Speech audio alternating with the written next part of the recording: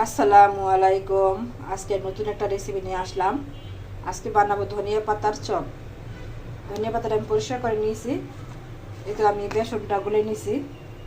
এখন ভাজার পালা। এই তো বেসন আমি চুবাই নিব।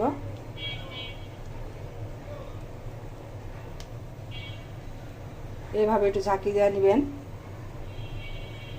এই তো আমি এখন তেলের ভিতর দিয়ে দিব।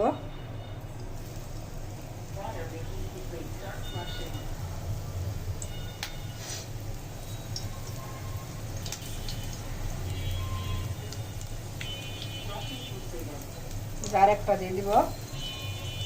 এইভাবে আমি সবগুলো ভেজে নিব।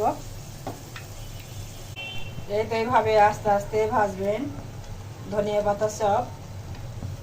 এই তো আমার ভাজা হয়ে গেছে।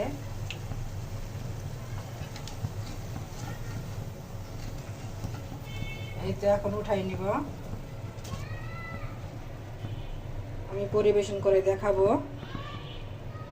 এই তো আমার ধনিয়া পাতার চপ হয়ে গেছে। ভালো লাগলে লাইক কমেন্ট সাবস্ক্রাইব করবেন এবং শেয়ার করবেন। সবাই ভালো থাকবেন, সুস্থ থাকবেন। আল্লাহ হাফিজ।